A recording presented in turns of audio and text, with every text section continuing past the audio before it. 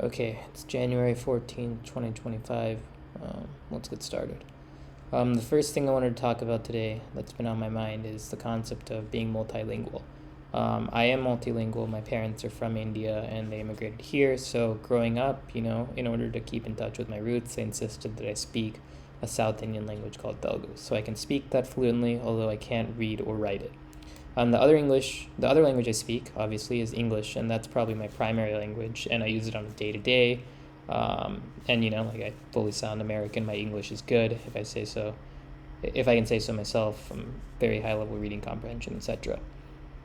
But over the past year and a half, I've been attempting to learn Spanish, and I'm at the stage now in Spanish where someone can be talking to me and then 5 or 10 seconds after the sentence is done, I'm finally able to puzzle out the meaning of that sentence. And to get to that point has been like a tremendous amount of effort and perseverance, and I'm super proud and excited about where I am and excited to keep learning and hopefully getting better really fast. But this entire process has given me really, really great admiration and perspective for what it takes for someone to sit there and learn 6 or 7 languages. There's a soccer player I was reading about, a football player I was reading about called Romelu Lukaku, and the guy speaks 6 languages fluently.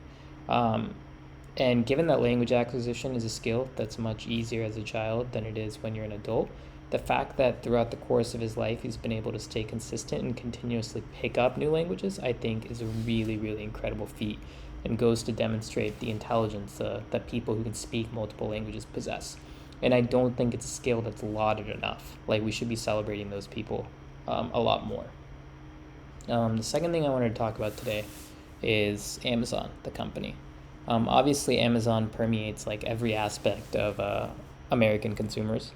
I guarantee you probably some 90% of consumers who've shopped online have at one point bought a product from Amazon. And we think of Amazon as just the store, right?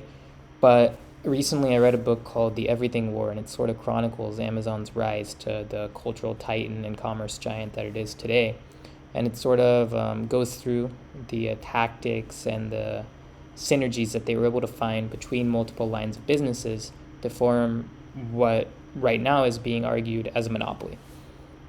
Right? We see Amazon as a store. But from that store, there's a bunch of other things that happen. The first is ads. Amazon charges sellers a fuck ton of money in ads for product placement on their storefront and their webpage. And that's like a tens of billions of dollars revenue generating sector. From there, they built out AWS. AWS was originally envisioned as like an internal tool to allow the store's teams to store their data. But then they realized that they could commercialize those internal tools and sell them to external companies. And so AWS spun up from that, and it's its own standalone business unit that generates like tens of billions of dollars a year in revenue and profit. And that profit is sort of what allows Amazon to subsidize the store, because the store itself is not a profit maker. But AWS's profits are channeled into other parts of the business, including the store and other bets that they made, such as their acquisition of One Health, their movement into Prime Video, their push for books and Alexa. All of these are bets that were enabled by AWS. The next thing they do is, like, Amazon realized we can expand the selection we offer by allowing other people to also sell on our storefront.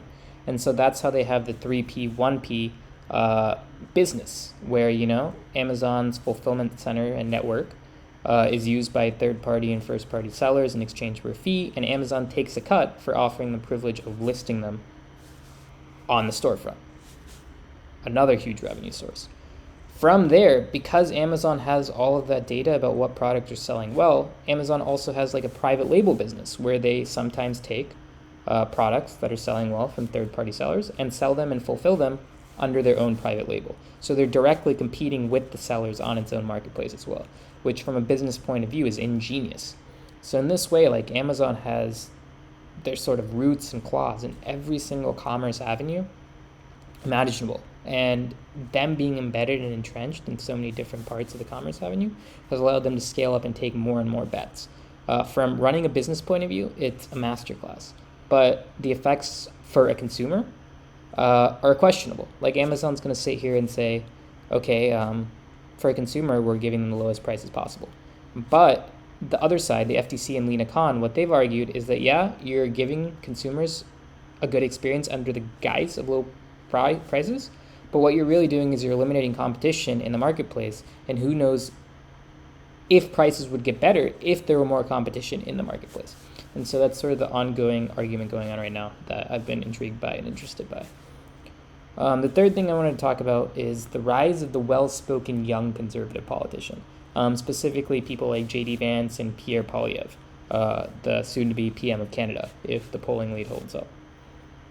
I don't agree with all of the ideas that these two individuals present, but one thing that I do want to remark upon is how level-headed, well-spoken, and concise they are when they're communicating and arguing their points, especially Poilievre. For whatever reason, the YouTube algorithms serve me up videos of the Canadian Parliament, and the way Pierre Poilievre goes about articulating his points and calmly defending his position is unbelievable.